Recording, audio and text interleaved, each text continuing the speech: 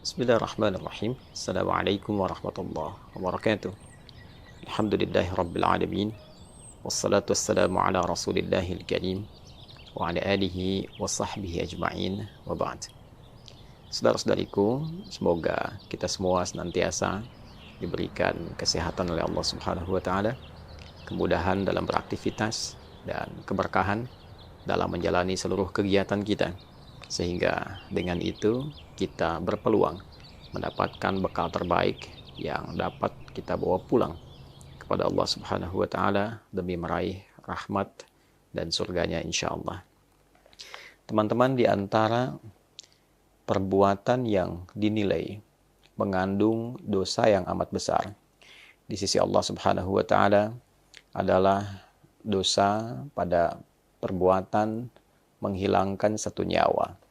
Dalam bahasa kini sering disebut dengan pembunuhan. Bahkan pembunuhan ini selain dikecam dalam Al-Quran, diberikan satu peringatan yang sangat tegas, juga digolongkan oleh Nabi SAW pada satu di antara 7 dosa besar yang membinasakan. As-sab'ul mubiqat. Membinasakan boleh jadi dalam arti hadirkan satu hal yang tidak nyaman dalam kehidupan di dunia, membinasakan ketenangan, membinasakan kebahagiaan, membinasakan satu harapan, dan juga memberikan satu kondisi yang binasa saat kembali pada Allah Subhanahu wa taala di akhirat kelak.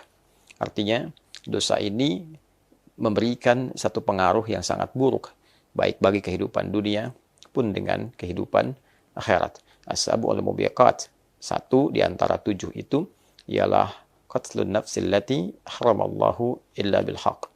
Membunuh satu jiwa, menghilangkan nyawa dengan cara yang tidak dibenarkan oleh hukum, oleh ketentuan yang berlaku. Di dalam surah ke-17, surah Al-Isra, di ayat ke-33, dengan tegas Allah Subhanahu wa taala memberikan satu larangan yang sangat keras tentang dosa ataupun perbuatan yang dimaksud, pembunuhan, menghilangkan nyawa seseorang. Wala taqtulun nafsal lati haramallahu illa bilhaq. Dan janganlah kalian sekali-kali menghilangkan nyawa seseorang, membunuh seseorang, kecuali pada sesuatu yang dibenarkan oleh ketentuan yang berlaku, oleh hukum yang berlaku, dengan alasan yang dibenarkan. Bahkan dalam satu kasus di Quran surah keempat An-Nisa, di ayat 93, jika korbannya adalah korban dari satu pembunuhan berencana, bahkan dia adalah sosok yang beriman, seorang muslim, seorang beriman pada Allah Subhanahu wa taala, maka terdapat 5 ancaman bagi pelaku pembunuhan berencana yang korbannya adalah seorang muslim atau bahkan orang beriman pada Allah Subhanahu wa taala. Allah menyampaikan, "Wa may yaqtul mu'minan muta'ammida." Dan siapapun yang melakukan pembunuhan dengan sengaja, pembunuhan terencana, dan korbannya adalah satu orang beriman, sosok muslim yang yakin dengan ketuhanan Allah Subhanahu wa taala. Maka apa yang dia potensi dapatkan? Fajazauhu jahannam. Dia terancam dengan neraka jahannam, bukan sekedar neraka, tapi neraka jahannam. Khalidan fiha. Dijamin kekal di dalamnya. Wa ghadiballahu alaihi. Dia mendapatkan murka Allah Subhanahu wa taala. Wa la'anahu, dan ia dilaknat oleh Allah Subhanahu wa taala. Kemudian yang kelima, wa a'adda lahu 'adzaban 'azima, dan dijanjikan oleh Allah siksa yang sangat berlipat. Ayat ini tentu turun untuk memberikan kesan pencegahan yang kuat pada satu hal yang sangat membinasakan. Membunuh seseorang dalam kehidupan di dunia ini tentu memutus harapan ia untuk mengumpulkan banyak nilai-nilai kebaikan, memberikan kontribusi yang positif dalam nilai kehidupan berkemanusiaan, membunuh cita-cita dia, membunuh, menghentikan semua proses kebaikan yang mungkin sedang ia tenun, dan tentunya juga membunuh, menghentikan berbagai macam ragam kegiatan positif amal soleh yang mungkin sedang ia siapkan. Untuk itu, kemurkaan Allah lahir dengan menghadirkan 5 ini, sekaligus memberikan sebuah pengingat. Jangan sampai terjadi hal yang demikian. Sudah menjadi fitrah dalam kehidupan kita bahwa setiap perbuatan yang buruk itu, yang kadarnya bisa menghancurkan, memutus berbagai harapan, atau extraordinary crime, tentu ancamannya pun sedemikian tinggi. Pembunuhan, narkotika, dan kegiatan-kegiatan sejenis mendapatkan ancaman yang tidak ringan di dalam pasal-pasal hukum positif. Undang-undang, kitab undang-undang hukum pidana, bahkan terancam juga dengan pidana mati. Oleh karena itu, wajar jika hukum dunia saja sedemikian ketat, maka hukum akhirat pun sedemikian dahsyat. Apa hikmahnya? Hikmahnya adalah saddu dzari'ah. Dalam ilmu ushul fiqih, untuk mencegah seseorang bertindak di luar batas kewajaran sehingga terperosok pada resiko yang demikian besar. Nah, untuk itulah kemudian hukum ketat dihadirkan supaya tidak dilakukan. Artinya kalau ada orang yang sengaja melakukan dan telah mengetahui ancamannya, telah mengetahui potensi hukumannya, maka orang ini memang sedang berada dalam kondisi di luar batas kemanusiaan. Untuk itulah bagi kita yang berkehidupan, hadirnya ayat-ayat ini, hadis ini, sekaligus juga bahkan pasal dalam undang-undang yang kita dapati di negara kita, Negara Kesatuan Republik Indonesia, dalam hukum positif, kitab undang-undang hukum pidana, memberikan sebuah langkah pencegahan kepada kita, memberikan satu gambaran perisai kepada kita agar tidak terjebak pada perbuatan-perbuatan yang bukan sekedar merusak, tapi dapat menghancurkan masa kini dan masa depan. Yang kedua, bila pun ada orang yang telah masuk pada lingkup itu, maka tetap ada jalan untuk kembali.